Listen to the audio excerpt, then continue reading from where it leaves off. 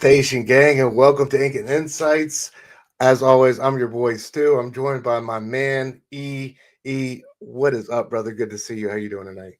Good to see you, man. I'm riding the high, the absolute high Yeah, of Daredevil Born Again, man. So like absolutely, dude. nothing's gonna get me down right now. Both our I'm both our elated. boys are both our boys are getting some beautiful love. Doom and Daredevil here in 2025. I'm all here for it, brother. For real, yeah. It's definitely the year of the absolute greatest Marvel characters known to man. Yeah. Oh man, I love the way you put that. Yeah. But how you been, bro? How's your week been thus far? Dude, today was really good, man. And got to hit up the shop on my lunch break here. Had a real smooth work day. A little bit chilly, a little bit cold outside, but I'm a chilly cold kind of guy, so like it was just right up my alley. It's been a perfect day. Hell yeah, good to hear. Yeah, Good how to about you, hear. man? Yeah, I don't know if I go perfect, but it's been a good day. Yeah, solid. Pretty event free. We did have some weather here, but other than that, it's been pretty chill. So I can't complain. Right on. Yeah, man. But yeah, let's say what up to the chat real quick. Of course, we got you in here asking guys, and let us know what your favorite comics of the week or this past week were. And what you're looking forward to this week. Yeah, Hope absolutely. everybody's doing well. Yeah, we got our boy Edson, Station Brother. Good to see you. Absolute Wonder Woman. Absolutely. Cover grabbed. Ultimate X Men. Yeah, the Moon Food variant. We're gonna get to that one shortly. Absolutely. Yeah. Dude, I hear GI Joe American Hero has been killing it lately. Yeah, I'm hearing a lot of good things from that Yeah, book. I'm here. Yeah, same. So hell yeah, Edson. Always good to see you, brother. Thank you for coming through. Hope you were doing well. We got DC Patrol in the building. Station brother saying good evening. Good evening, bro. Everybody, make sure you're subscribed to DC, doing great weekly reviews, covering all sorts of amazing books. A man of impeccable taste. DC, good to see you, brother.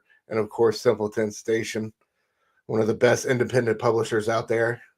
I'm still Oh waiting to yeah, see what that 20th Century Man looks like. I want the full reveal on that. I'm so freaking excited for it. absolutely. Station, y'all. Hope everybody's doing well. Happy Wednesday. Happy New Comic Book Day. Let's get into it though, man. It's been the your boy's week, dude. Dude, Last night, episodes 1 and 2 dropped. Daredevil Born Again. It was a long road to get here, right? no Um, kidding, man. This was what revealed. Oh, I mean, it feels like forever ago at this point, man. I didn't know if I was going to survive, long enough. I thought I'd be 6 feet under before the show actually came out. So, like, when I actually got to put eyeballs on it, oh, it just felt so right. It felt so good. yeah, it was, dude. It was I know they had creative teams, they had writing directions. They originally went with this, they got ditched, and eventually brought back more and more elements of the Netflix show, and I think that was definitely the right move. Mhm. It's great hearing Vincent D'Onofrio speak really eloquently about the fan base and how much he's appreciated them and how he's never experienced anything like it in his career, and that it was the fans that kind of brought them back. So it's good to see that triumph. And I think for the most part, we're going to get to spoilers, by the way, guys, in a minute. We're going to go keep it general here at the beginning, but we are going to get into spoilers. I think for the most part, though, it was a successful return. Would you say that? Did you enjoy your first 2 episodes overall, generally speaking? Yeah, let me break down my feelings about just the Daredevil, the whole everything that we've gotten right now, because I think that kind of spells out what my feelings are for the show, right? The newest entry that we have. So season one, like it came out like swinging, man. It was just like way better than I could have ever anticipated. Not just a Daredevil show, but just like an MCU or a Marvel esque comic book show. Like you think of comic book shows and you think of, and this isn't to like put them down, but you kind of think of the CW verse, which is, a flavor all unto its own, right? But it feels very TV. Where this, like the first season of Daredevil, felt very mature, very grounded, and it felt like it was really doing its absolute best to honor the source material. So season one to me, like, was like a 4.5 out of 5, right? Like it was Yeah, just like, it's good stuff. yes, like this is awesome, right? Season two hit, and I really enjoyed it because we got more of Daredevil in the suit, Hold and we on. a real little quick, mythology season 1, didn't they keep him in the black until like the last? all the way to the end. Yeah, that was dope. I really Yes. appreciate that. I remember Yeah, really liking that. Make exactly. you earn it, and yeah, and making like it was a natural, kind of more of a natural evolution of the character. That was dope. Yes, exactly, exactly, and that's where season 2, I feel like, took a step down for me. It was we got more of him in the suit, and we got more of the mythology behind, the hand, the ninjas, all of that stuff, all of the Elektra-based stuff, which was cool, but it didn't feel as grounded anymore. So like that one came down for me. It's maybe like a 3.5. Then we get season 3, which for all intents and purposes, while this show is called Born Again, season 3 of Daredevil was very truly the spiritual Born Again storyline itself, where it was Yeah. Matt's his death and resurrection, if you will. That one, it was perfect TV. I loved everything about it. Matt's portrayal was perfect. Foggy, Karen, their journeys, Ray Nadeem, the FBI agent, the tragic story that gets told through his eyes. Perfect. 5 out of 5. You do not get better television than that, right? So I say all that to say that Daredevil Born Again feels season 2 to me with its first 2 episodes, which is to say it's still really good and I really enjoyed the Mhm. heck out of it, but there's things I feel I like it feel could do you. maybe a little bit better. Yeah, I definitely feel you. Real quick before we get into our spoilery thoughts on the show, Spilio Brother Station, Yes. Savage Sword. Hell yeah, always good to see that book on shelves. It smells so good, man. I could smell that Hmm. book all day long. I just got mine in today, so I'm Hell excited yeah. to dive Who'd in. you who do who's who you got on the cover art? Who is this? Horley. Oh, okay. Alex Horley. Oh Yeah. yeah. Hell yeah. I'm a Nice. cover A kind of guy, so whoever's on cover A. Amen. Hell yeah. Simpleton says was going to work on another precious project first, but then the signing at the end of the month came out of Hmm. nowhere. What Oh, project could you be speaking of I there? know. Always playing games with us. And Punisher, did Punisher come out this week? No, but I mean, Ball Punisher's in season 2, and we know. Oh Well, yeah, yeah, yeah. we're Okay, gonna yeah. get We're into talking that a about little the, bit the, more. the Yeah. Daredevil. Okay, my bad. How many precious verses he has? Man, so many precious projects. So many All the precious precious. projects. Hell yeah. All right, so let's get into it, dude. The opening. Absolutely, I thought stunning sequence. Bullseye complete menace, right? Yes. Just now there was some elements of the CG that um sorry guys, official spoilers. Yeah, there's some elements of the CG that I thought could have been improved, but I thought like the choreography was amazing. The fight up the staircase was, dude. There's that moment where he turns around and he was like looking. He had this, just his eyes went wide. That look of terror. It felt like straight out of Frank Miller or something like that. Man, it Hmm. was just so comic book accurate. And then the scene off the rooftop, Charlie Cox's emotion on top of that roof was stunning. And the way they worked that scene out, him hearing Foggy's heart, and then the body hitting the pavement, and the way Karen turned around, not knowing who it was, dude, it was incredible. Yeah, dude, Um, you felt like the resistance in her even turning around like that. It was a really yes, great acting choice on her because, like, yeah, she was first of all in terror because of Foggy, but then secondly, yeah, I mean, you don't know, you have no idea what just happened behind you. and this is like I want to go back and rewatch it 1,000 times and watch how many like ricochet kills Bullseye got, and like you know what I mean, because it was Yeah, so hard to keep up with, but the ones I could keep up with were it was incredible. yeah, well, and Um, that was part of the problem too. Like I was watching with my wife, and even my wife had mentioned, she's like, "Dude, why is it so damn smoky? Is New York really so yeah, freaking they could smoky? I have can't gone, see especially if anything." you're gonna give us like that type of like action where things are flying out, like give us a little bit more clarity. Yeah.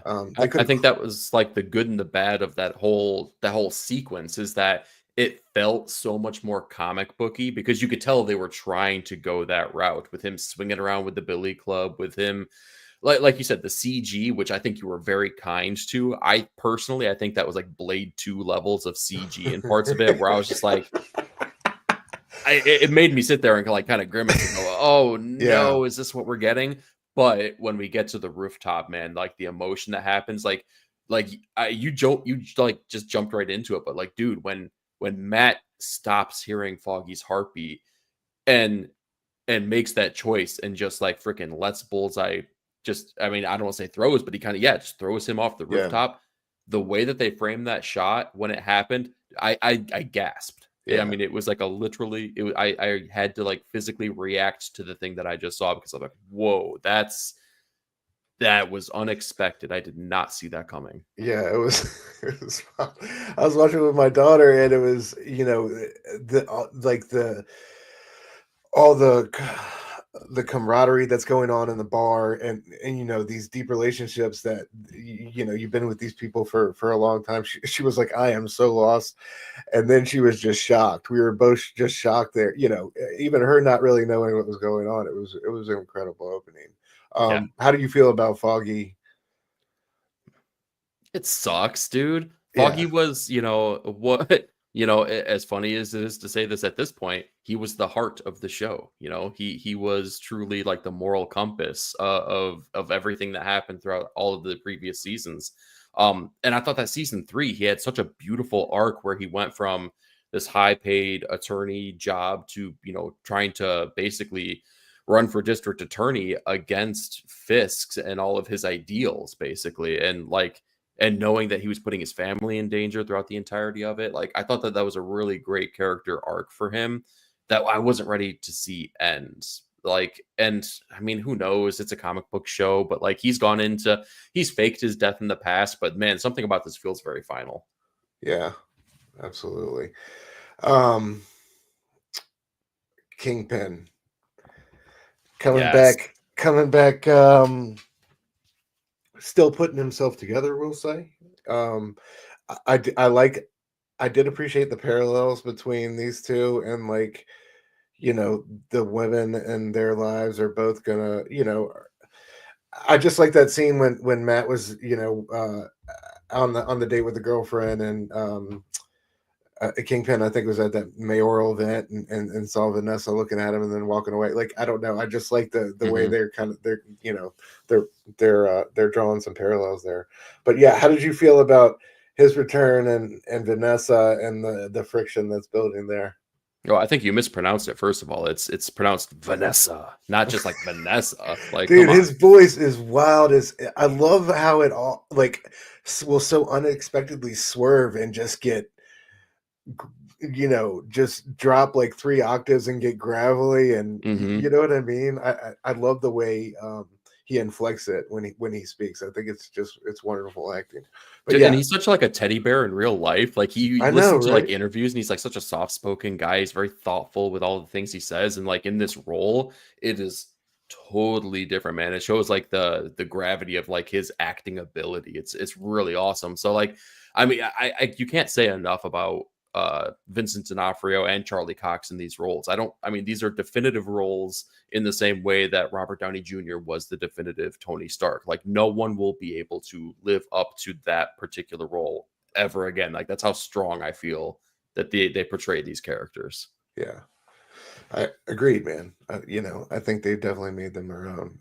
And D'Onofrio said as much, I think, in one of those interviews. But yeah, how did you feel about Kingpin and Vanessa, though? Oh yeah, I think it's kind of cool. Like, I mean, he drew her into this world, right? Like, Yeah, I mean, he was the kingpin of crime, at the time where she was nothing more than an art dealer, and they developed that attraction and that relationship, and he, brought her in to like become, the queen pin, basically, right? And like she took over that business, and like he pulled her into it, and all of a sudden now he wants to back out and change and do something different. Like, I mean, it makes a lot of sense. I think it's actually good. It's a good character arc. It's a natural progression from where they're supposed to be going, and it's going to make for really dynamic relationships because they're just going to be the relationship that was so close. Like, I mean, it's weird to say that it was like charming and like heartfelt in the previous seasons, but it kind of was. Their relationship was so extraordinarily strong that to see it strained right now, it's heartbreaking, but it's going to make for really, really dynamic drama. Yeah. I love his reintroduction, like when she's running the meeting of the five families and he just shows up and everybody leaves, and Mhm.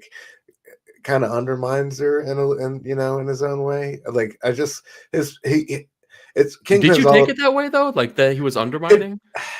I don't think he can't help. Like I don't think he can help but undermine her with his presence. You know what I mean? He Yeah. he demands respect, and there's that certain level of physical violence with him where you always know, like Zdarsky and Devil's Reign, dude. Remember when he went over to In the and he bathroom scene? killed? Yeah, exactly. Yes. There's always Yes. that level with him where I could just fucking squish you like a bug if I wanted. At the end of the day, like I love that about him. Like if you really want to square up with me, it's all it kind of all like rests on it kind of starts with Mhm. that physical presence with him, and D'Onofrio fucking nails it. And I love how, like I said, with the voice, it feels like sometimes it's that caged animal and he's barely got it leashed.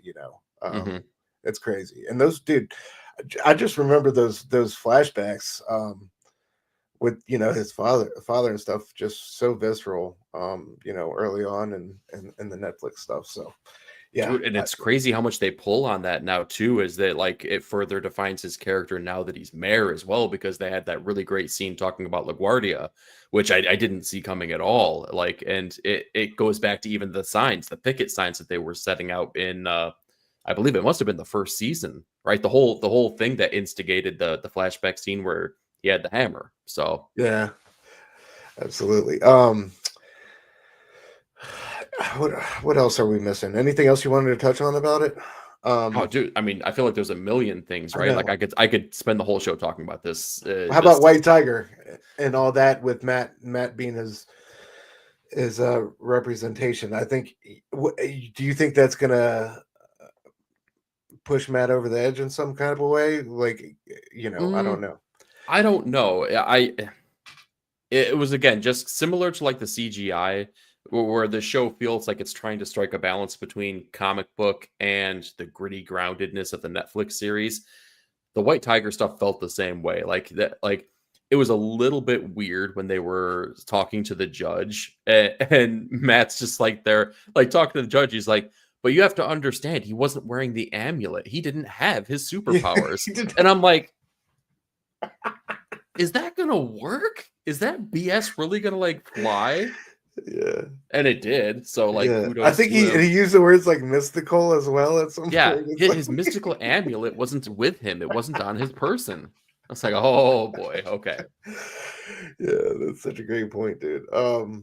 Yeah, it's interesting choice of character to bring into this world, but um, yeah, man, I'm excited, and it looks like did we get an early look at Muse with that kid at the book signing, right? Yeah, I think we get an early look at Muse, and we definitely saw like someone painting the mural of Fisk, and kind of claiming right there that Kingpin.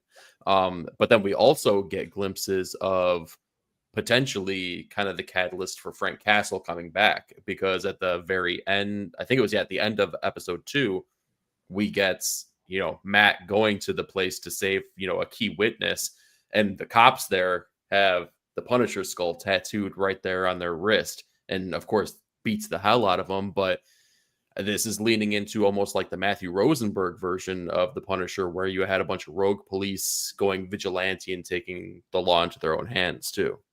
Yeah. Um, yeah. What did you think about the action? Did it work for you? I know I don't think anything's ever gonna really touch the Netflix stuff, but do you think it did an admirable job of coming close?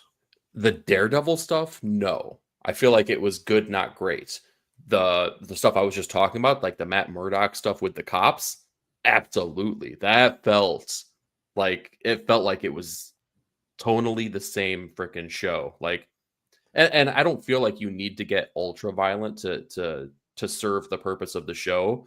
but I think that it was for the betterment of that scene, right? With the bone breaks and like the brutality of it. I feel like it was in service for what they were trying to do. So it wasn't like excessive or anything like that. Yeah, and do you think we've seen the last of Bullseye, dude? Oh no. Heck no. You kidding me? You introduce a gun in Act 1 and it's supposed to go off in Act 3, man. See, dude is coming back. And I don't know Yeah, how, and I don't know what it's gonna, because like we still don't even know what the catalyst was for him going after Foggy and Karen specifically. Right? Like if yeah, he's got a beef, it really should have been with Fisk. yeah, absolutely. Station, we got boy Fable in the house. Station brother, Station. We're talking Born Again spoilers, bro. Just a heads up. So, I want to give you fair warning. I'm pretty sure you hadn't seen it yet. So, yeah, just a heads up. But yeah, dude, I loved everything about his appearance. Hello, Karen. I love the way his voice sounded when Oh, he said that. Oh yeah. man, so good, so good. Yeah. What do you think about Matt's new love interest? She's I mean, pretty it's kind of interesting cool piece. because like it was going to be hard to draw on one of the biggest aspects of Matt, which is that he's got like a black book about like the size of a phone book in the comics, right? Like the dude gets around. You weren't going to be able to portray that when he was with Karen 24/7. So it's kind of cool that we get more of the relationships that he's generally known for being in. He's been with Heather Glenn, he's been with Kristen McDuffie, Karen Page. So it's kind of cool that we get like a different view on, you know, on something other than just Karen. Yeah, absolutely. We got the legend himself, brother Voice of an Joe in the angel. building. Station brother Joe. Hope you're doing well. Wrestling's having a moment right now too. I've You heard, know, yeah, there's yeah, been, Cena going heel and um and then on dropping the mic too. yeah, dude, I love it though. It's great to see the excitement and everybody, you know, everybody talking about it, and it just reminds me of growing up in high school with the Attitude Era. There's nothing like it. Nothing like a really good wrestling drama or storyline. Oh Um, yeah, for sure. absolutely. But yeah, dude. Anything else you wanna say about Born Again before we move on to the comics? No, I just feel like, I mean, it was a really good reintroduction. I feel like for the fact that they had to recraft the show because 6 episodes were already shot at the time that they kind of saw that they needed to kind of take it back and become season 4. Hmm. Like kudos to them, man. I think they did a fantastic job re-editing this, reshooting things, and making it feel resonant to what what it was previously. Yeah, a lot of back and forth, and like we said, a lot of ups and downs with with the road to get here. But I think they definitely did a great job pulling it together, and a successful premiere, I'd say. So shout Yeah, out to everybody involved. Looking forward to how many episodes is it official? Do you know? I think it's 9. So we might have 9 weeks talking about Daredevil here on the Okay. show. Okay. Spoilers. Absolutely. All right, man. Well, let's move into our comic books. Oh, there we go. We're gonna start with I think our only Marvel book of the night, I believe. Hmm. Ultimate Spider-Man number 14. Man, incredible chapter here. Yes. Hickman Giachetto on artwork, Matt Wilson colors, Corey Pettit on letters. Uh, well, we start off with what's little man's name? I forget. Richard, named Richard. after Peter's That's right. dad. Thank you. Uh, Richard and Black Cat, and it's not going to go. These two are, having a conversation and kind of figuring out that his dad's gone, and I like the friendship. I like the relationship kind of forming here. Yeah, and Yeah, they look same great thing. together. Great team up. Black on Yeah. black, dude. Really works. I mean, and they're close in age, one's 15 and a half, one's 16 and a half. So they're close enough, but like, Yeah. I like that Felicia, regardless of what universe you're in, she's still got the hots for some Parker out there. You can't deny it. Absolutely. Um, we got a boy John. John's John. station, brother. Good to see you. Absolutely. Yeah, DC said his 10-year-old daughter's in wrestling. That's awesome, bro. Dude, Oh wrestling's having a big comeback, man. yeah, absolutely. All right, so moving on, we get, like we said, before, he's a raptor wrangler now. Yeah, easy now, easy girl. And the trials and tribulations they go through to get out of this this jungle trap is crazy. Mole Man ends up helping him out, but um they pay a heavy price down here, and lose Harry. It's crazy, how it all goes down, because Peter has this great back and forth with Craven where you really think he has the upper hand. Peter really leveled up down here, right? I think Hmm. he found another level of I think he lost his naivete, a lot of his innocence, and he realized, what he was truly dealing with. And it's crazy that, honestly, that Craven nobody that he didn't send anybody after his family when it's all said and done. Um, yeah, what do you think Mysterio's part to play in all this is? A mysterious observer he's been so far, but just kind of watching events unfold. But yeah, I don't know. The big event down here is Harry catching a bullet to the forehead, and it's kind of it has echoes of Uncle Ben, where Peter could have beat Craven to death or really incapacitated him in some kind of way, but he didn't. And he ended up getting shot. His spidey sense didn't go off, but the shot ended up kind of grazing his side, going through him and hitting Harry. And that's what he's told him his spidey sense didn't go off because I wasn't aiming for you. Yeah, and I And find it's that crazy. very interesting, right? Because like you asked me, like what do I think Mysterio's role is to play in this? Like, first of all, what I love about this issue and what I love about the series so far is that the premise of Spider-Man has always been, with great power comes great responsibility. We heard that mantra in the introduction of the character within the 616 universe. Within the Ultimate Universe, though, I feel like it's a lesson being learned because he's not told, and he doesn't have some big defining moment that tells him this is what your code is going to be. I feel like he's learning that each and every issue, including this one. So to see, like you talked about, him leveling up, I feel like this was a really big lesson to learn in getting to that great power, great responsibility mantra. Mysterio's part, though, is very interesting to me because throughout the entire time I was reading this, as soon as he popped up, well, even before he popped up, I was thinking to myself, like, at first I was like, oh, it's kind of cool that this is, like, I guess the Savage Land is kind of being interpreted as the Mole Man's lair underneath New York. But then you start, like, really diving into it, I'm like, man, this, like, that's a big stretch. That's like, in the world of weird things that happen in comics, even that feels like a little bit weird. And then It's wild as shit. yeah, okay, yes, okay, that's much well better put. But then the other thing too is that when Craven does shoot Harry through Peter and his spider sense doesn't go off, I'm like, and again, this is totally like comic book nerd, like actually that's not how it works. But I'm like, it doesn't matter. Like that's not how spider sense works. If he is in danger, Yeah, like right. a bullet coming towards you, you're still gonna sense it and jump out of the way. So it makes me think that Mysterio's part in this is more than what meets the eye, because the only person that's really been able to beat his spider sense Shit. outside of Venom has been Mysterio, because what's happening isn't really truly what's happening, right? It could, all of this stuff could be under the guise of Mysterio's making, right? Damn, bro, you just fucked me up with that one. I mean, I'm just saying, maybe. Yeah, the whole thing's a fucking hallucination. Um, so you don't think Harry's dead? What do you think? Well, okay, and that's what I was getting to, is that that was a jaw-dropping moment. Like that was a big swing that I did not see them taking, and I was just like, that was like a holy crap kind of moment. But then again, I keep thinking about it and thinking about it, and I'm like, there's more here, because Harry's story had so much more meat on the bone. We had so many more places to go. We had been talking over and over and over about the fact that that his father's voice was in the helmet, right? That was like his navigation system, his Friday or his Jarvis, if you will.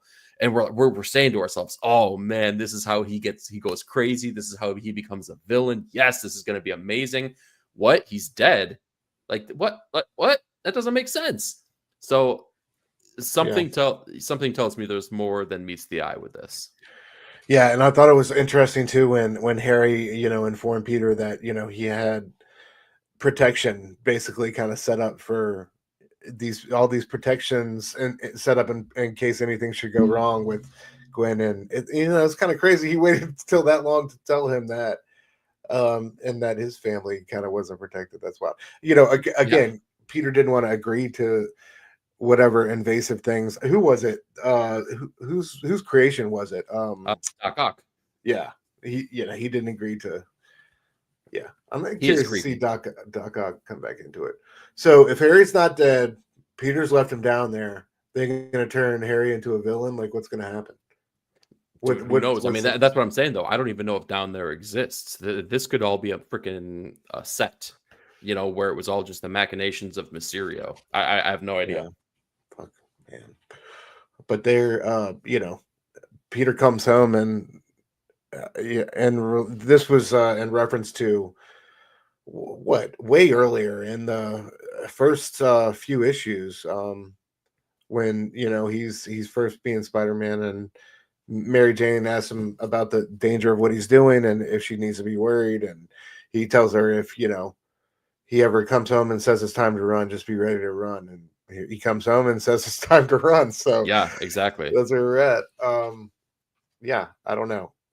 Incredible chapter though. Yeah, Yeah. this you're right though. This Savage Land, right? It seems like there's steps too, right? There's we're just gonna take Hmm. this these steps down to this Yeah. subterranean steps down to the Savage Land. Like, no, it's totally not convenience. It's like we stumbled upon these things. Like, okay, all right. Yeah. Um Chiquetto kill it though. Amazing job with the artwork. I love the action. The fight between Peter and Craven was fantastic. Dinosaurs, everything been really cool. And I love the character designs. Yeah. They're a nod to the old in a cool way, but they're also their own thing. And they're not, all of them work for me. Yeah, Um, I agree wholeheartedly. Like, it's new enough, but it still harkens back to what we know. So it's like and I striking love that perfect how they have the balance. sense to like not, Mysterio's got to have a fishbowl, dude. It's just got to be that. And I love how Yeah. they didn't try to get all weird with it or give him a mask or something like that. So Yeah, for sure. yeah, but another fantastic entry in this book. So shout out to Hickman, Chiquetto, and all involved. Heck yeah. All right, moving on, dude. This comic right here, sheesh, Yeah, this absolute was Wonder Woman #5. This one was incredible. I didn't think they could level up the way they did after 4, but they damn sure did. This book continues to blow me away.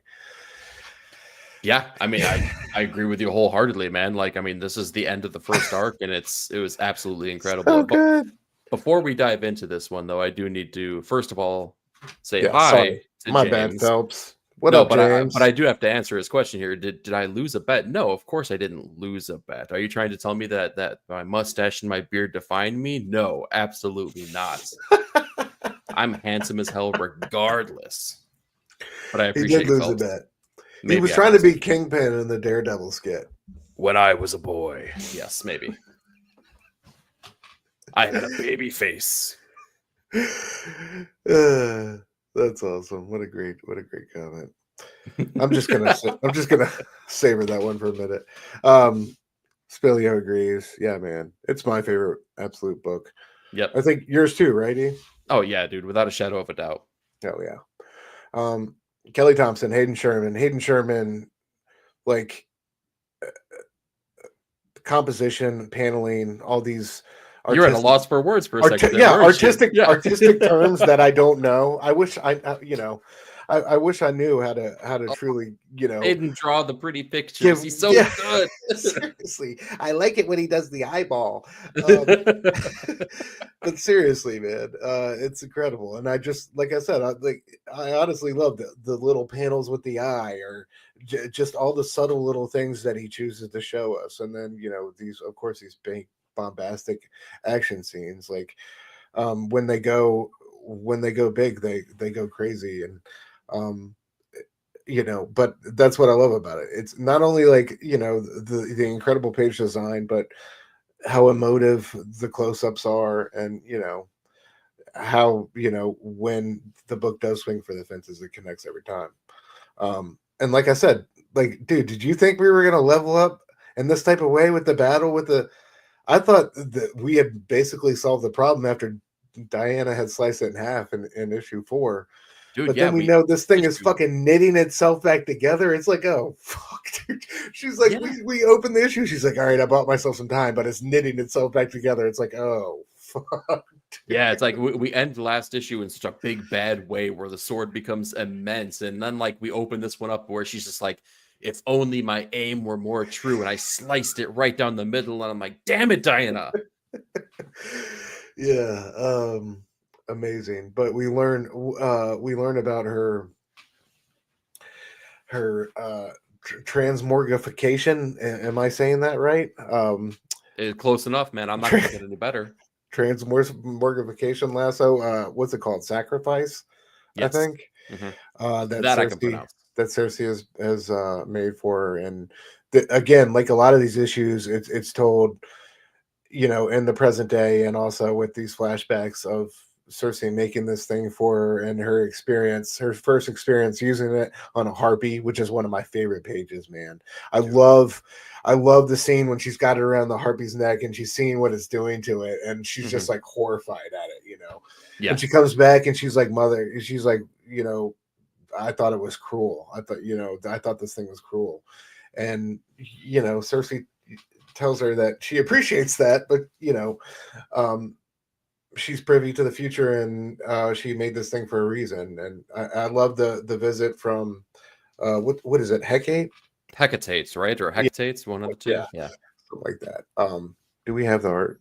Yeah, right Yes. there in the middle. Glorious, glorious character design, and I love the coloring on this. Just the beautiful bright white. It's so fantastic, and like the black on the face, hmm the 6 arms. It's incredible depiction of a goddess. Well, Yeah, I love that that they come down and like really read Diana her rights, right? right. It's Like, such a personal conversation to have between the two. I really enjoyed that about it. How intimate it was. oh, dude, yeah, because she's just like, I can't do this. It's like, what right do I have? And she's just like, the world is cruel and dark, and you don't understand the nature of Yeah. transformation. How dare you, like, even think about like, putting this aside? Like, go talk to your mom. Like, it was like the neighbor parent getting on your It was, case when you were but little. like I think you're selling a bit short and how harsh it was. I don't Oh, think it it was was. that harsh. I think it was, but it was also very like warm in the way she kind of like. That was what I was struck by, the warmth of their. Really? I see. I Yeah, think that Diana is able to take things in and make them warm. I don't know if the message was necessarily warm. Like, I think no, it maybe. was definitely a bit of tough love of that. I Yeah. think you're definitely, but it felt like I was surprised at like compared to what we got with Apollo or whoever it was in Yeah. issue Yeah. one, Don't and say the his word peace. exactly and his cruel indifference, like I really like appreciate the back and forth these two have had, hmm not just in this issue but in the previous one. But yeah, like I love these flashback scenes with Cersei, man. Dude, they're so good. They're It incredible. it makes the character journey so much more enriching because we get to spend time. Like, we see Diana right now, and you can see intrinsically it's the same person. She has the same morals and the same like view of the world, the same, compass that is straightforward, right to the righteousness, right? But like to see that like she can shed away I don't know. Yeah, like you were talking about the naivety of the world, right? Or of the things that she needs to face. Like you get to learn those lessons along with her, and it really makes it for like I think that's what puts it over the top to be like one of the not only just the best absolute book, but like seriously one of the best books on stands. Absolutely. Spilio asks, question for you guys. Wonder Woman has been portrayed both as a warrior and also as a teacher. Which one do you prefer? I think she's always a teacher. I don't think you can separate the two. The I think women at their core are teachers and leaders. You know what I mean? I really do. I think we would be completely lost without women. So I know my wife teaches my dumb ass all the time.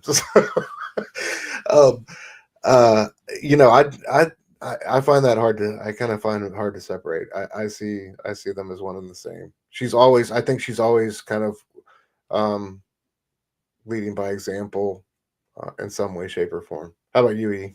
I'll take the flip side. I'll say warrior, man. I know plenty of strong women. My wife being the first and foremost that comes to mind, man. Like, come on, like I get a cold and I'm in bed for a week. She gets a cold and she's out there, she'll be cleaning out the gutters or something like that, Yeah, right? Like I stub my toe, I'm bitching and moaning for like, an entire hour, right? I'm like yeah, asking to take me to the hospital. She could break her foot. Nothing's happening. She gives birth, I almost faint while she's giving birth. So like, facts. they're Yeah. warriors for sure. And Diana My definitely is wife a told me warrior. the other week. She said, "I don't like it when you get sick." I said, "Why?" She said, "Because you're weak." So, you know. All right, fair. Fair. Yeah. And sometimes you need to be taught a lesson by getting smacked upside the head. That takes a warrior to do Exactly. that. Exactly. There you go. Spills. How about you, brother? Warrior or a teacher? And what are some of y'all's favorite Wonder Woman books / appearances, man? Dead Earth, of course, for me, I think is one of the all time best. But I also like the Ballin covers. Oh, And that was a fun time. Jeff Loeb and I think Diodato was a young Diodato was on art doing his best like Jim Lee '90s type of vibe at the time. yeah. Back when he was like doing things like in that Incredible Hulk run kind of like style that he had back in the day. Yeah, I've not read Azzarello and Cliff Chang, but I've heard good things about that one. Have you ever read that one? I'm a Wonder Woman noob. For a most part, I'm a DC noob. I know the big story arcs, right? Or the big, sweeping things about characters. But like the honest God truth is that this and the Tom King Wonder Woman, they're my very first Wonder Woman books. And it makes me kick myself so hard because like these are incredible. It's like, what have I been missing this entire Yeah, time? facts. Um, oh, we got Rogue in the house station, brother. Good to What up, see you, Rogue? man. Dead Earth is so good. Hell yeah, brother. Ah, see, I again Rogue kicking always. myself. Rogue knows. Such great taste. Always. Spilia says warrior because I love a Greek female badass. Hell yeah, bro. Just like Electra. I was gonna say as long as it's not Elektra, that woman's trouble. James says Linda Carter is my favorite Wonder Woman. Hell yeah. I That ain't was gonna a argue that. nah, man. That was a whole generation's Wonder Woman. Hell yeah. Hmm. Um, all right, but yeah, this yeah, so let me pick back up here. All right. So after we get the flashback with Hecate and Cersei and learn where this thing came from. Um Diana, I thought, she was going to use it on this tetracide in some way. She puts it on herself, which was kind of a surprise to me. She wraps it around her arm. I'm like, oh Hmm. shit, what's about to go on here? And she turns into this giant, like serpentine version of Medusa, and turns the tetracide to stone. Of course, Medusa from the Greek myth, I think in the Odyssey, right? Where Hmm.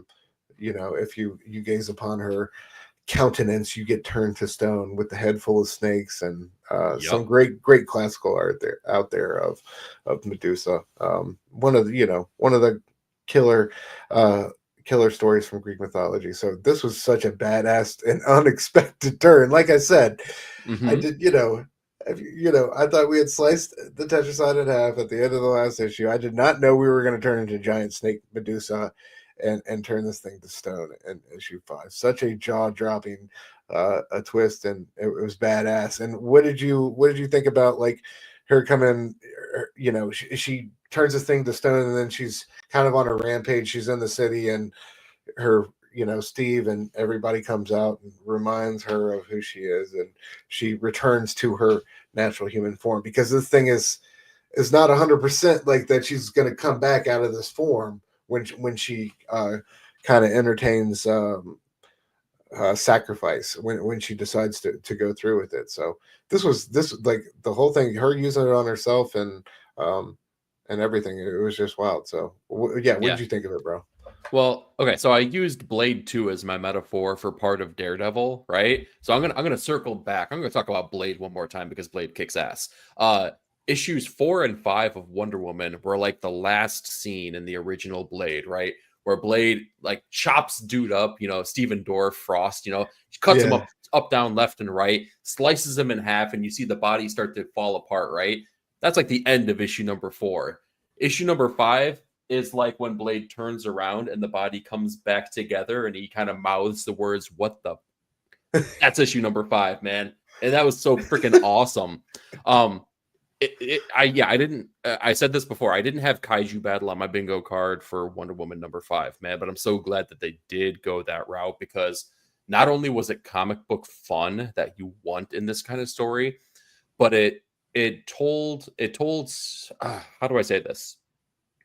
It was true to like what they were trying to tell within the story, which was really the lasso. It was about sacrifice. Yeah. And this whole story arc has been about sacrifice, for what she did for Steve, what she's doing for Earth, the fact that her people have been, for all intents and purposes, sacrificed, the fact that her mother, who didn't want to be a mother, sacrificed, the life that she wanted for the life that she now had. So I think it's a beautiful way to tie all that in, but then also to show that the relationships that she's forged and the person that she is shows that she may sacrifice for everyone else, but because of those relationships that she's developed, they will in turn sacrifice for her. They will not let her shoulder the burden of everything that's happening, which was such a beautiful moment when Steve, who knows that he's only alive because of her, goes out there and shows her the way back, basically, from this transformation. It was a beautiful moment, man. It was like it was Kelly Thompson. It was Kelly Thompson at her very best. It was. Yeah. It was fantastic. This book rules. Yes, I mean, yeah. There's no You better know, way to say it, man. Like, if you're not reading this, like, what are you thinking? Like, get on it. This book is awesome. seriously. I love all the Blade analogies and metaphors tonight, bro. I'm with it. If we get a really crappy book to talk about, I'll make a Blade 3 analogy. Yeah. Start dropping quotes. Yeah. Luckily, we have great taste, though, so we won't talk about that. No, Greg Rucka, good call, Spills. Greg Rucka and Liam Sharp, I believe. Man, that was fantastic. Some beautiful art by Sharp there. Dude, I wish Greg Rucka did more work nowadays, man. I feel like I just don't see his name anywhere, man. Like, he did some of my favorite stories of all time. Yeah. Gotham Central. Didn't he? Was he on that book? Yeah, he was on that with Brubaker? It was either before or after Brubaker. I can't remember how the order went with that fantastic. One. Whiteout, the book through Oni, just chef's kiss, so good. Yeah. And what was it? The Kate Kane Batwoman stuff, right? Isn't he? Yeah. Wasn't he really well known for that? I think he's always been a great writer of women. So shout out to Greg, dude. Yeah, absolutely. Yeah. All right, moving on. Staying with DC though, Superman number 23. I'm gonna let you take the reins with this one real quick. All right. I would be happy to take the reins on this one, man. Superman number 23, written by Joshua Williamson, artwork by Dan Mora. I am having a freaking blast with this book, man. Like, when I think of the comic books that I grew up with that made me love comic books, that really got its hooks in me, it's books like this, man. This is the next generation's look at the things that are going to hopefully get, a 10-year-old and 11-year-old into comic books and make them lifelong fans. It's action packed, it's dynamic.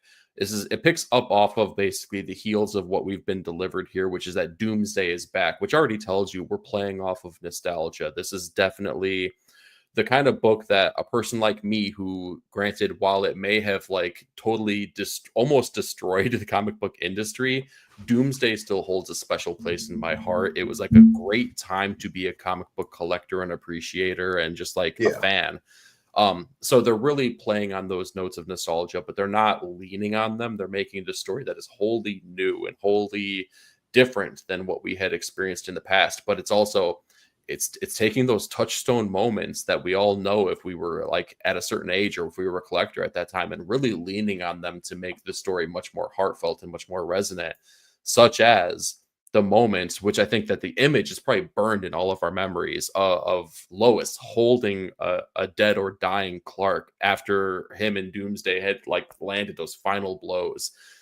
Man, I get goosebumps even just talking about it, right? But it plays on those ideas because what we have here is the timekeeper who is Doomsday from the future in a more evolved state, basically making the same deal that he made for Clark, which is to say, you need to kill me because every time you kill me, I learn a new way to not be killed and I evolve and I grow through those means. If you do so, you're safe, no harm will come to you. If you don't, I'm the freaking timekeeper. I know exactly what's going to happen to you. None of it's going to be good. And I'm not just talking for you, Clark. I'm talking to everyone else. So Clark, being Clark, doesn't go that route because that's not who he is. Makes the same offer to Lois, not knowing that Lois, again, held a dying Clark and witnessed, the love of her life die by the hands of the same person.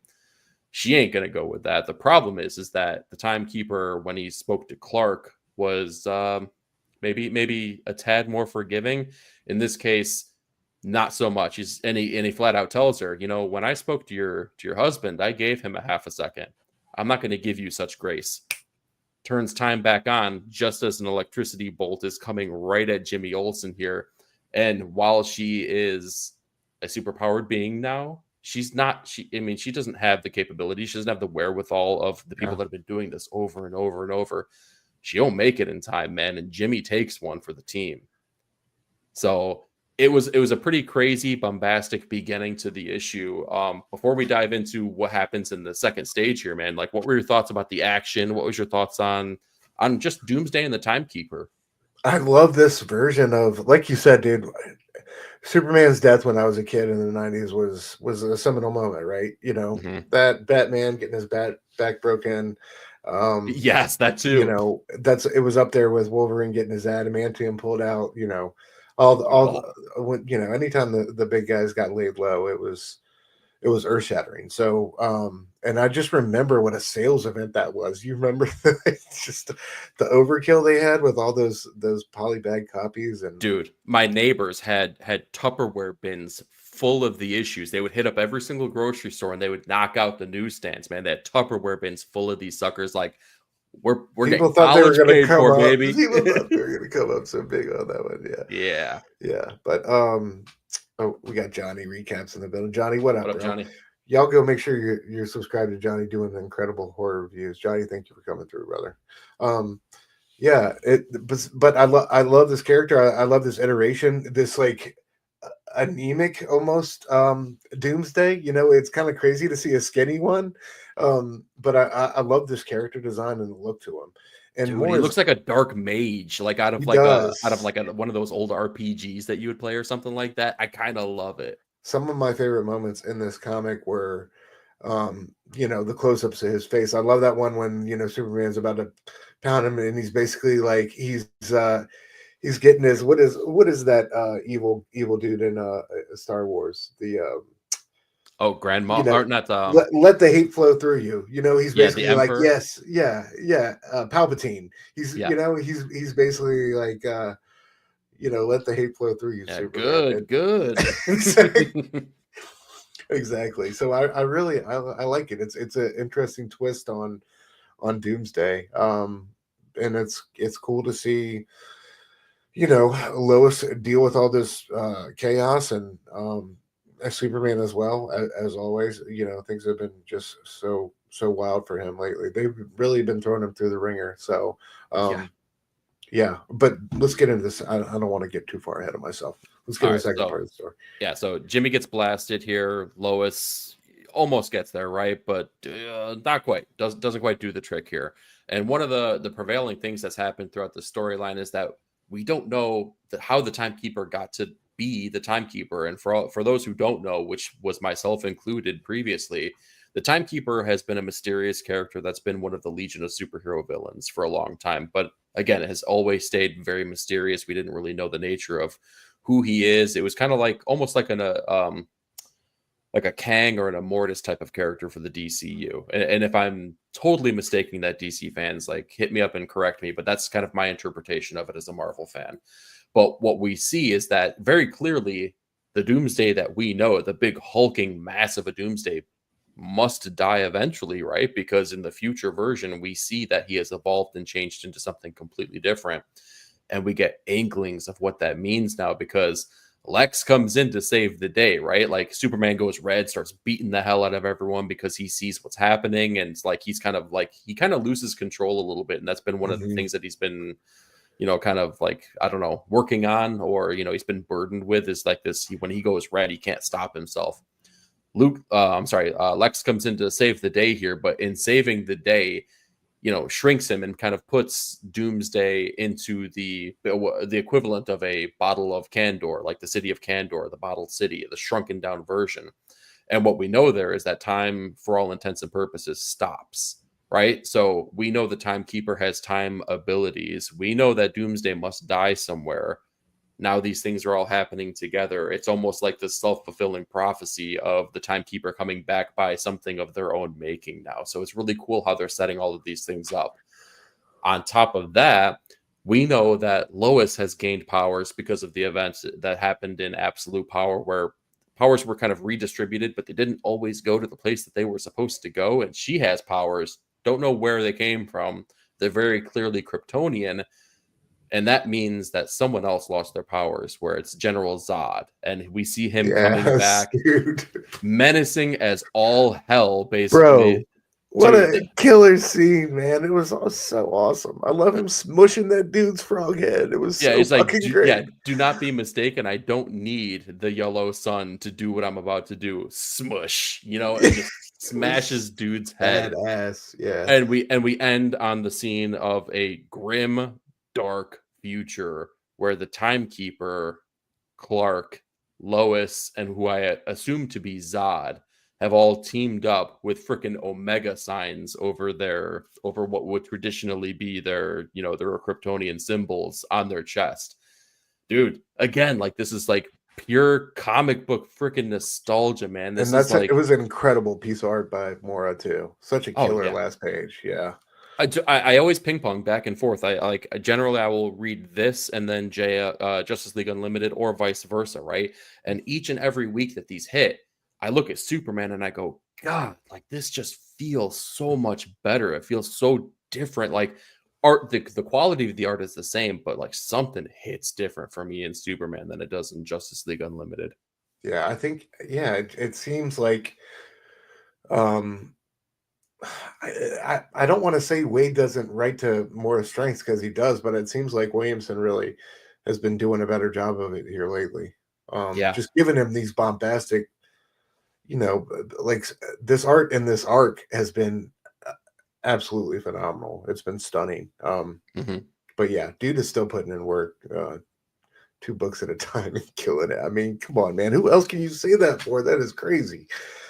And like, no one right now. The level of quality, Hayden Sherman. I take that back. Yeah, right. Yeah. And it's awesome. Shout out to DC for, like, just pushing these artists creatively, and I'm sure supporting them financially to do this, and letting them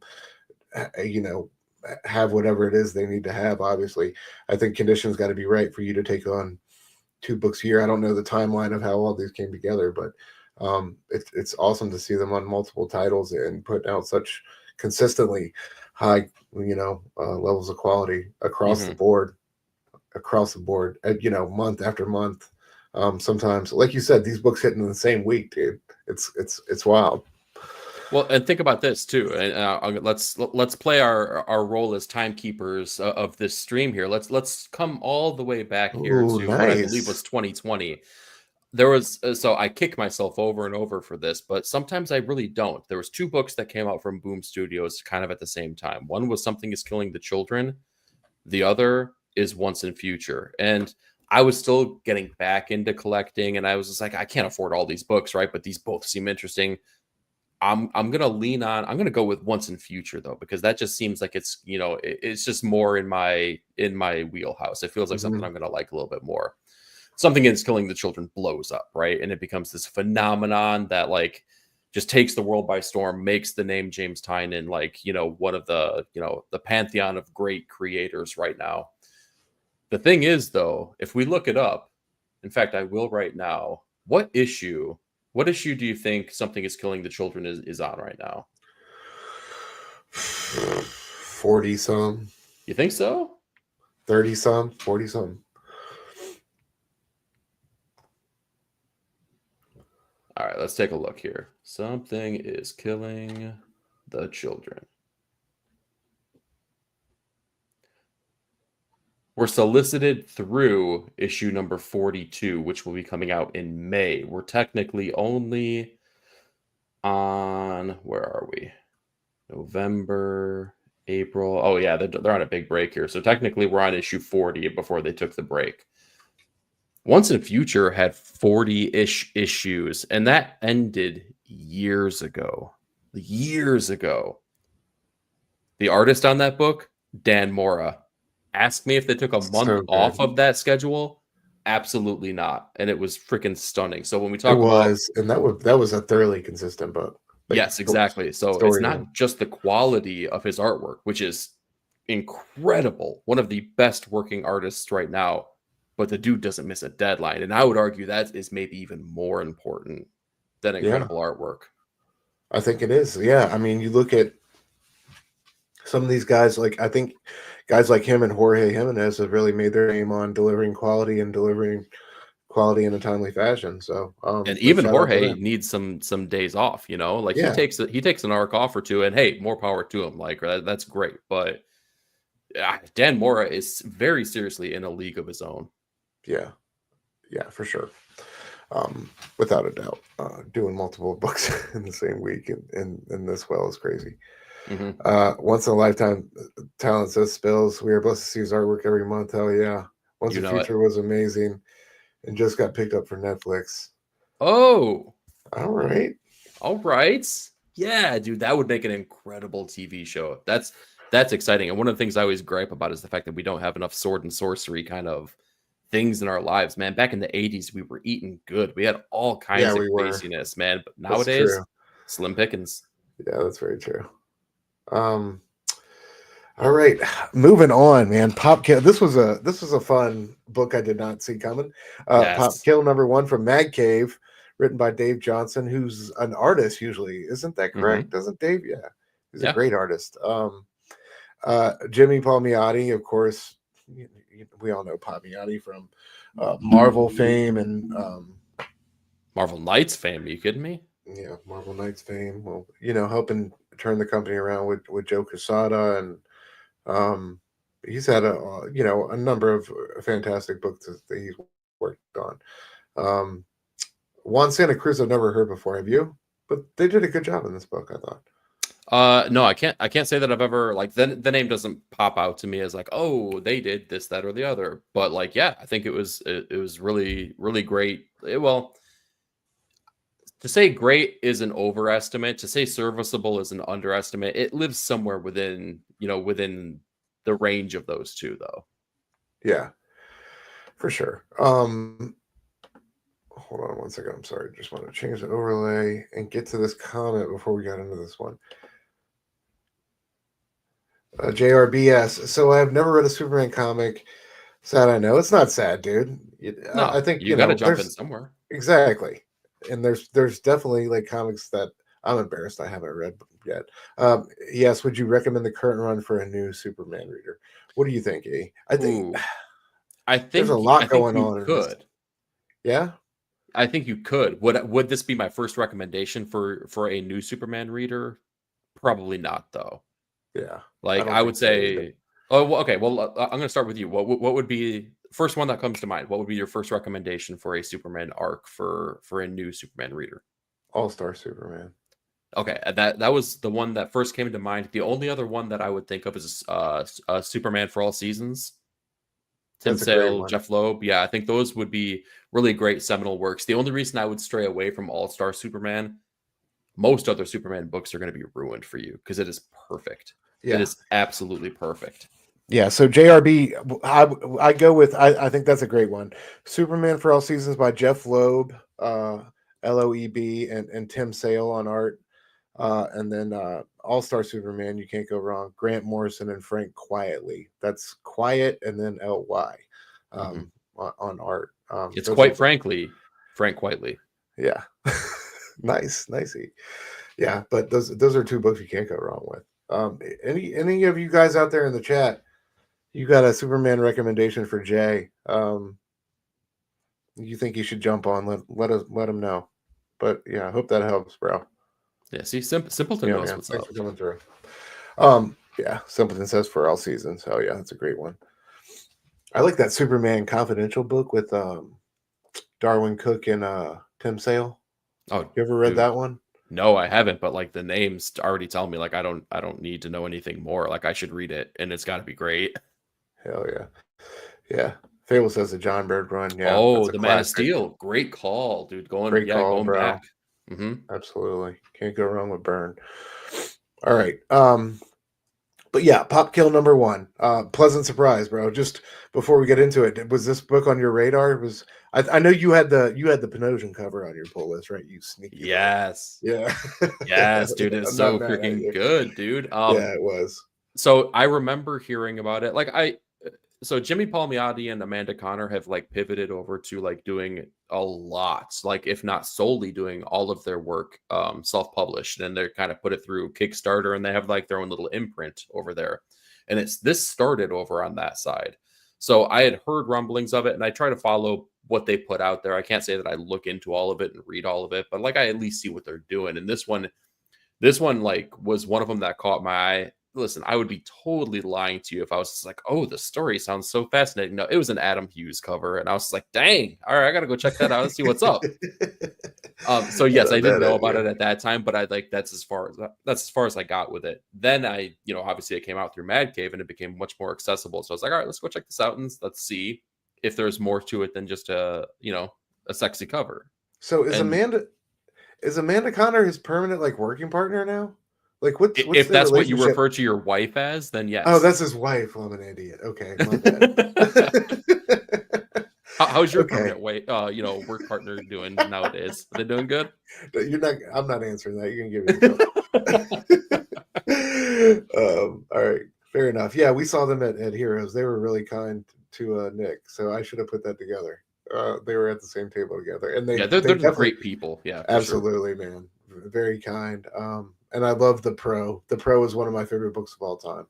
Oh, dude, with Garth Ennis, yeah, that book is a blast. It's perfectly both of them. Yeah, I love the story of its genesis. They were like after some con having a bunch of beers together at a bar and just thought up the most ridiculous concept. But yeah, I highly recommend that one to you guys if you're looking for an insane book to read. Mm-hmm. Pop Kill number 1. So this one reminded me of the Cola Wars in the 90s, man. Do you remember that? For sure. Yeah. Are you kidding me? Like we had like so many different. They were trying everything to make something hit. We had the Coke clear Zero, Pepsi. We had clear Pepsi. Yeah. All of them freaking gross. Oh, we had New Coke, which like everyone like despised and hated. Absolutely. What's your favorite soda overall? It doesn't have to be from the 90s, just in general. If you're gonna grab a soda at a gas station or something, what are you grabbing? If I'm honest, nowadays I don't even drink soda. Like I will in a pinch, or like maybe if I'm at the movie theater, but I don't even look at what I'm drinking here. But if I'm going way back in the day, I grew up very middle class, man. And if I'm being honest, RC Cola. I grew up with the Royal freaking Crown. All right. So we didn't have RC around in my area, or maybe we did, and I just never had it. I was always like, I think I'm a cherry Coke or wild cherry Pepsi guy. Ooh, all right. The cherry cola always works for me. And at the movie theater, nothing better, man. Yeah. Oh yeah, with the saltiness of the popcorn, it balances it out just perfect. Yeah. Like if I'm at a movie theater, I'm definitely getting a cherry cola. But yeah. Chat. What's your favorite soda? Let us know. But yeah, this book starts with a little bit of espionage. This guy has this micro injector he dumps into the I guess the carbonation line at this plant and taints their product so much so that a massive recall costs them billions of dollars and business slow down and operations grinding to a halt. And we learned that these are two brothers, right? Going back and forth. It reminded me of that Twix commercial where it's like two Twix factories right across away from each other, and they're at war and they're trying to spy on one another. You ever seen that? I don't know that one. Okay. Yeah, but I love the brothers and the back and forth. each one trying to get a leg up on the other one, and apparently there's like this formula out there for long life carbonation, which will put the other out of business, and give the formula patent holder, as it were, exclusive rights to the market, more or less. So they're after that. And this hitman, uh, this guy, this womanizing hitman is our main character who we're following around. I forgot his freaking name, bro. What's his name? You kidding me? I have no idea. Like throughout the entire book, like he had such like a charm and like bravado about him. Like in my head, I was just like, oh, this dude is just like James Bond. Like, and so like in my head, I was just like, and there goes James Bond doing that, and there goes James Bond doing that. So he just became James Bond. Yeah, it's definitely Bond energy. Oh, we got Sal on the mat. Chat, Sal, what up, bro? Oh, throwing us a curveball, dude, with the clear sodas. It's nice. 7-Up and Sprite. Sprite's a great call. Sprite is refreshing to shit sometimes. Simpleton says Pepsi. Edson root beer. Nice. Root beer is delicious, dude. Root beer floats rule. Oh, can I change my answer, dude? Dog and Suds root beer, man. Like that was like one of those special treats. Like you only what got is all these fucking local brands you're doing? Dog and what? It's called Artisan, okay? Oh, God. Oh, Jesus. I should drop you out of the show right now for bringing up artisanal. Dog and Suds root beer wasn't a thing for you? Like that? Dog and Suds? Dog and Suds root beer, man. The blue label with the is that one of those ones you like order at the restaurant and it's like $9 and you're like, I'll just. I mean, nowadays probably, but I mean, who knows? Artisanal root beers. Yeah, Stewart's cherries. Stewart's are good, dude. I think they have those at the cherries and cream. Okay, well here, I'm gonna throw that ball right back. What the hell is a Stewart's? I've never heard of that before. I think they have like Cracker Barrels. They're definitely in my neck of the woods, and I feel like you're not as superior if you don't have them in your neck of the woods. So okay. There, take that, RC Cola. I'm gonna sit on my front porch and drink my freaking Dog and Suds. Enjoy my life. Yeah, Spillio says Sprite. Spillio's a Sprite man. Phelps says Diet Coke. Dr. Pepper, man. Jess was really into Mr. Pibb / Dr. Pepper for a minute. Oh, there we go. Hey, Phelps is a pepper. Oh yeah.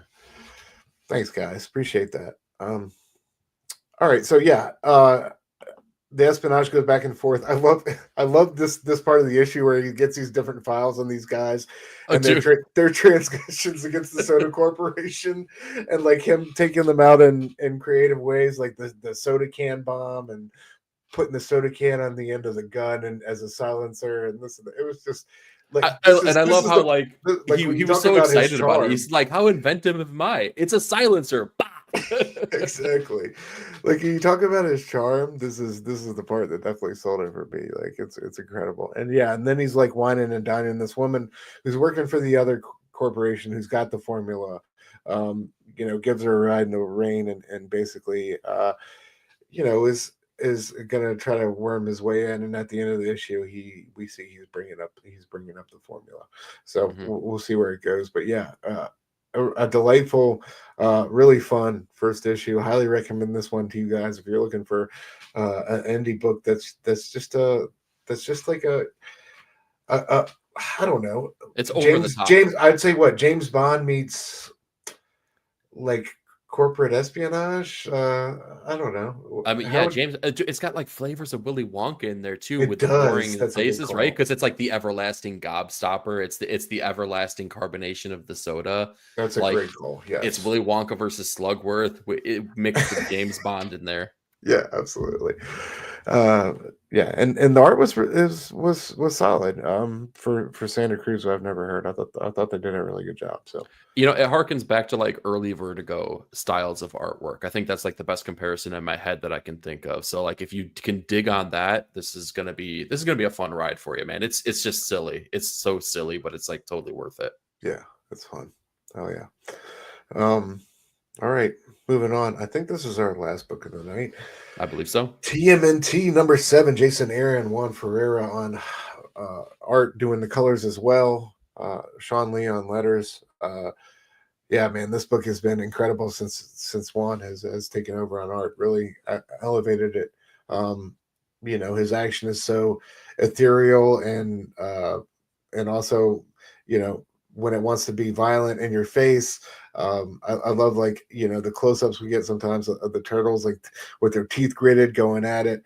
But but also like the sentimental shots, like the shots we get in the fog, the shots of the city.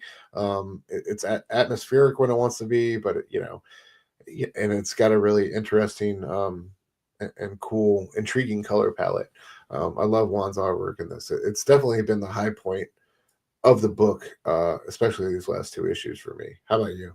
Yeah, for sure. Like, I mean, I was really excited for the relaunch of the Turtles. I was really excited for Jason Aaron to come on the book, and we had really great artists on the individual stories that we got delivered. We had people like Joel Jones. God, they're escaping me now. Cliff Chang did one.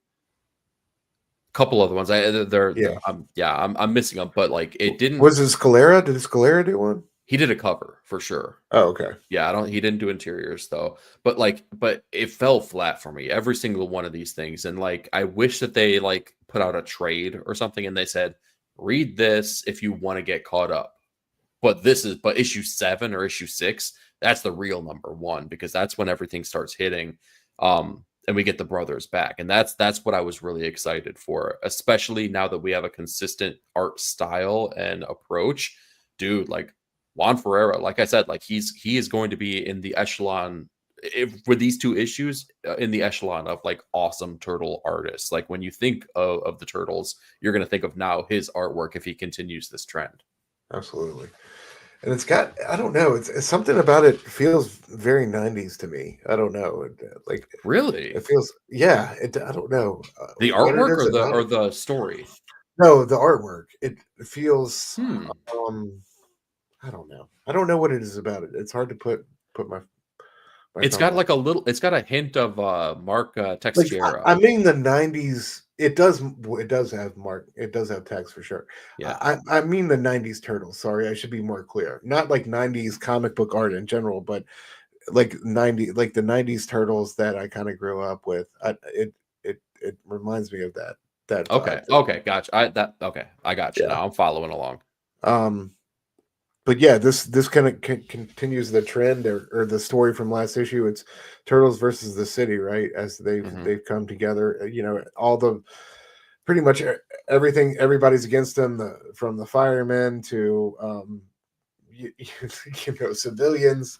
Um, they the forces that be. We know some of the players, but we don't know all of them. But have effectively turned the city against them. So Yeah. I mean, well, what we know is that the Foot Clan has effectively, has a grasp on like all of on the the different. media, yeah. Yeah, like they're everywhere, right? They're the cops, they're the firefighters, they're the media, they're the people that you don't even know are the Foot Clan, right? Like, I mean, they are just truly ingrained with every part of New York City. Yeah, absolutely.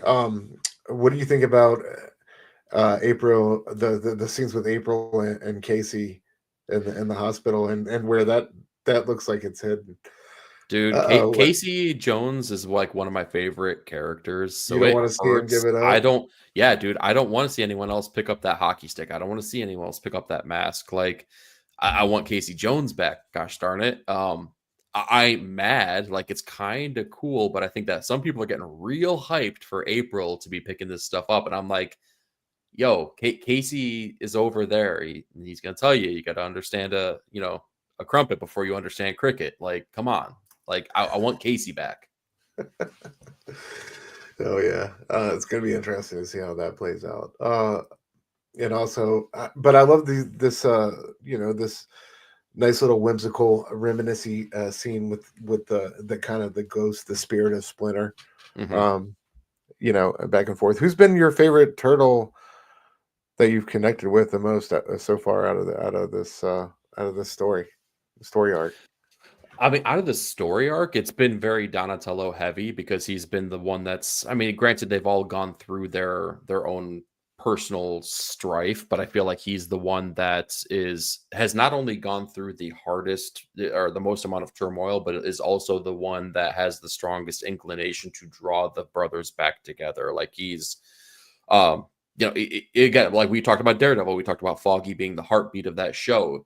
Donatello is the heartbeat of the turtles right now. So like you have to be feeling for him. Yeah, Yeah. absolutely. I love that. I love that solo issue with him. But yeah, he's been my favorite part of it for sure. But yeah. Who was Yeah, your favorite turtle growing up?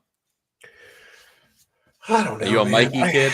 I guess I was, but like everybody was a Mikey kid, I feel like, in some kind of way. You know what I Oh, mean? not everyone. I was an honor roll kid, man. So that meant that Donatello was my dude. I was just like, I understood that That's character.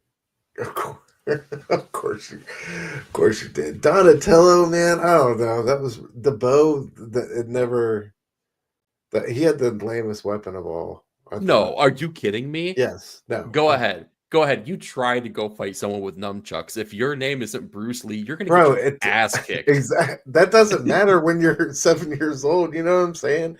Or do you want the action figure with the nunchucks, or do you want the action figure with the stick? The stick, for sure. I'm standing my No, ground. I want the The bow staff. nunchucks. All right, you have fun with those, dude. You're gonna get smacked upside the head with a bow It's that can really reach you depressing 6 that like feet away. a 7 year old you was thinking this logically about the fight. You know what I mean? Why couldn't I you just just said go I with was the an honor roll kid. I just said that. just go with the cool factor, Poindexter? Yeah. Yeah. You beat my ass, but I would look cool getting my ass beat. So Yeah, there's with your that. black eye and your bloody lip. Whatever. Here, Still got Edson's asking a good question here, man. How did you guys like the recent cartoon movie? I loved it. Dude, I'm right there with you. same. I thought it was fantastic, man. Like my kid loved it, which was more important to me than me loving it. Like I wanted a Turtles movie that was going to resonate with him the same way that the first movie resonated with me. And the soundtrack, dude, was untouchable, dude. It was so freaking good with all of the music that they had there with De La Soul, with Tribe, even the freaking they snuck in the ninja rap from Vanilla Ice. Like, dude, it was perfect. Hell yeah. Um it was just one of those movies that made me excited for, where animation is headed in the future. You know what I mean? Uh, Dude, yeah, for real. Because like yeah. it was done by the same animation studio that did the Spider-Verse movies, and like it shows, right? Because it was really like, I don't know, pushing the medium forward, but it wasn't just replicating what they did in Spider-Verse. It was something totally unique in its own. So true. So true. It's fantastic. Um Sal said I always played Donatello in the arcade game because he had the longest weapon. I always Because played he knows what's Leonardo. up. I always I always played Leonardo in the arcade game. Yeah, the sword was a solid weapon. I always The hated those sword big was a that would solid come down weapon. the stairwells, man. I could never like line it up just right where I was out of the way of that ball. I thought I was just out of the way, and like, no, that sucker would freaking nail me every single time. Yeah. If only you had nunchucks to deflect it, but Yeah, yeah. your Totally. dumbass stick broke, didn't it? All right. Covers of the week. Take us away. Oh, dude. Okay, so not only is this a fantastic read, right, by Chris Condon Yeah, and, it's a and great book. Montos, man, but the Montos is killing it. dude, Shout out to so good. Montos. Yeah, but the covers that they're putting out here, and honestly, Green Arrow has a lineage of great covers, man. Like when I became a Green Arrow fan, it was when Kevin Smith took over the run, and they had beautiful Matt Wagner covers. After that, they had like a run where James Jean was doing these fantastic, like ethereal, fable-esque pieces of art for the covers that looked stunning, man. They were so good. This is following in that same lineage, man, where these covers are very truly pieces of art. Like I love the look of this. It just looks fantastic. And then again, on top of that, you turn the page and you get a really awesome comic book within that, between those two covers, man. So this one really, really hit with me. The next one, shout out to the 90s. I feel like we've given the 90s a lot of love. Not Good only do we get Lord have Rogue in the mercy. Savage Land, do you know who did this cover? Nah, J. Scott Campbell? I don't know. No. Stephen freaking Platt, dude. No shit. Of Hell Prophet yeah. fame, of freaking Fuck Moon yeah. Knight fame. Like when I saw him on the cover, I was like, oh heck yeah, Bro, you dude. should Like, bring it to Heroes. He's gonna be at Heroes. mm, it's not Yeah, soon man. enough, dude. Why can't Heroes be now? I I want it. I know. want it now. So anyway, this That's cover jumped gorgeous. out at me though, man. This Yeah, looks. I that's mean, fire. first of all, Rogan the Savage Land is putting out fire covers, Always man. But works. I thought Stephen Platt like on a cover, like I'll take that all day. I mean, we just talked about the Turtles, man, and it's hard not to throw out him a food cover, man. He's one of my favorite artists out there. He's killing it with everything. He has arguably one of the most unique styles out there. Mafood, Turtles, put your money on the freaking table, dude. Go buy this book. It's freaking awesome.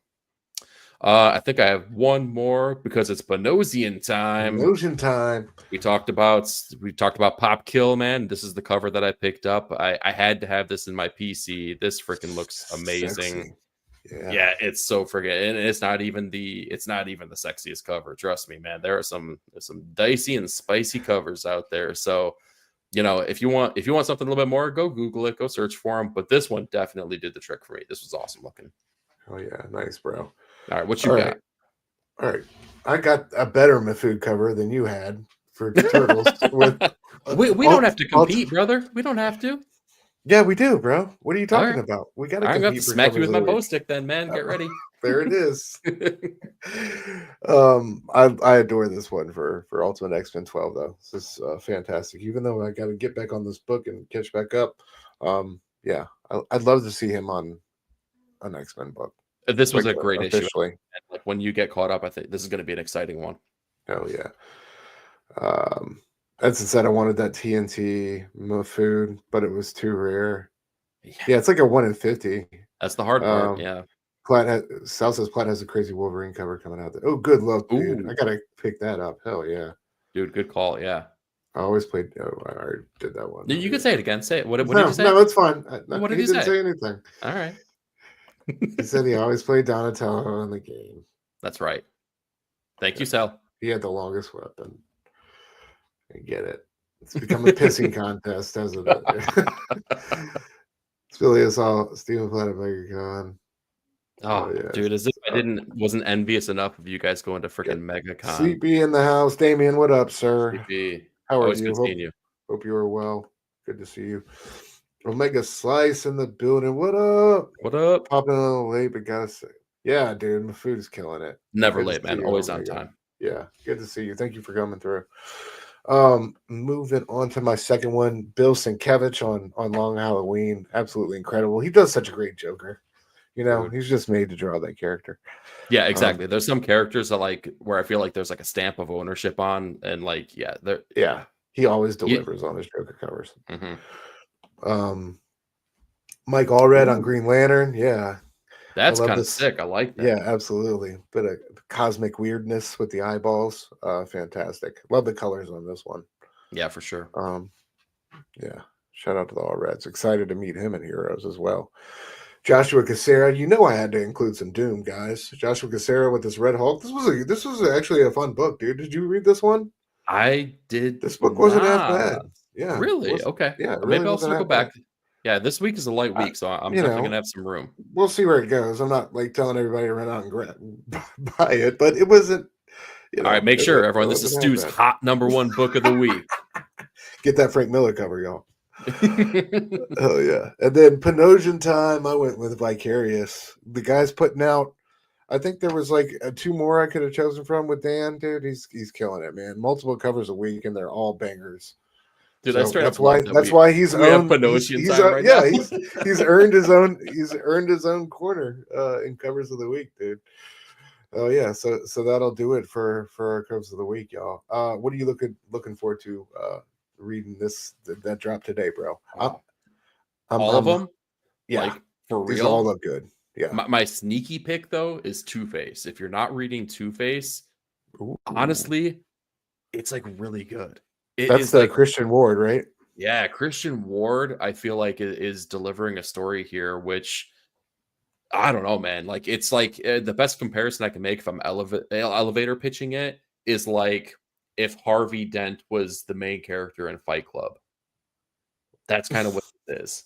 That's so true. That's really, great. Really cool.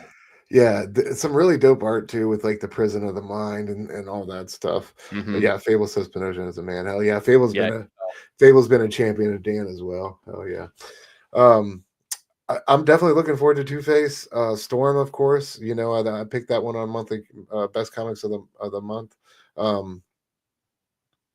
Tin Can Society is such a fantastic book. I can't recommend that one enough. That one is really been outstanding to me, issue in and issue out. I love that mystery. I can't wait to see what happens and where it goes. Poison Ivy is super consistent. One of the most consistent, awesome books on shelves week to week. Mhm. Which are number two? What else are you?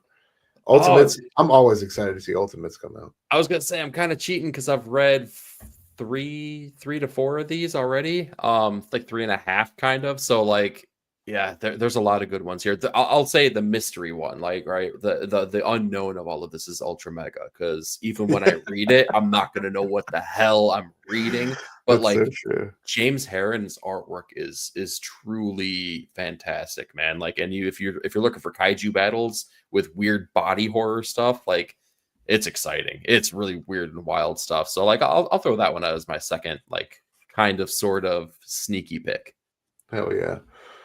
Sal said he's looking forward to. Ooh, we got Namor debuting Ultimates. Hell yeah. Looking forward to that Oh, as well, dude. I'll say Uh, nothing. Spill says if you guys are not reading Poison Ivy, what the hell are you doing? Amen, man. That dude, you Get know. on it. Hell yeah. Great book. Um, all right, E, what you got coming out this week, bro? Thank God it's only one thing, man. I'm so ready to like not be everywhere on the internet. All I got is on the pull list here, my weekly comic book review show that's dropping every Sunday now. So you get all of this and all of these a day earlier. So be on the lookout for all of my comic book thoughts every Sunday morning. Hell yeah, bro. Absolutely. Do such a good job with that, man. Well, thank you, man. I appreciate Yeah, that. absolutely. Yeah, make sure you check him out. As for me, I am also taking it easy this week. Went a little crazy these past 2 weeks, so this is the only show I'm doing this week. But Can I we run also down the stats before you pitch things? How many shows were you on in a 2 week period? it was 10 shows in 14 days. That's Yeah, it was insanity, crazy, man. It was but it's crazy. great seeing you. Yeah, absolutely. But yeah, I know y'all are sick of me, so we're taking some time off to put some space between each other. But I'll be back to you guys full time next week. But yeah, I dropped Surrounded by short boxes this morning, covering Daredevil 179, one of my favorite Daredevil issues of all time. Tried to keep it topical with Born Again dropping yesterday. But y'all come check me out over at Dr. Doom's fan club, where I break down one of Frank Miller's best issues. And this is the first issue Klaus started coloring. They really start to dig into the noir. They're about 10 issues into having created Elektra. They're really fun in their rhythm here, and this book is flawless. Um, a bated breath of a book, a gasp of a book. I think I call it. It really Uh, feels like that. It's a dude, horrifying gasp of a book. I love this comic. So y'all and just come nerd out with me. dude, and let me tell you this: while it is truly an honor to be your friend and your co-host, if I didn't know you, I would still be shouting from the rooftops how fantastic a breakdown of an issue this was, man. Like this was an awesome video. So for all of you who haven't watched it already, go check Thank you, this out. brother. It's really great. Yeah, appreciate you, man. I will not be on my usual shows, but I still encourage you guys to go check out Blood Splatter Chatter. I forgot to get a thumbnail from Verno, but Verno will be live tomorrow night at 9 o'clock going over a Fulci team film. I forget what it's called. Um, Something in the graveyard or something like that. Fable, if you know what the title is, let me know. But yeah, Vern will be live tomorrow night at 9 p.m. Eastern with Link. Make sure you check him out. And then Fable will be live Friday night, 9 p.m. Eastern for Blame Fable, all new, all different Blame Fable and his amazing friends. So you can make sure you check him out there. I'm sure the guys will be talking Daredevil, Born Again, and all the other pop culture news and notes of the week. But yeah, that's it. If I had a wrench I could share, I'm sorry, bro. What the guys, if you want a wrench, you got to pay my rent. You got to pay my rent for 1 month. So that's all you He's got to stingy, do. dude. I was You know, co-host. I don't even have a wrench. that's all the requirements. So if you need my Venmo or Cash App or PayPal, we'll get you that wrench. But until then, we'll see y'all next week. Station Gang.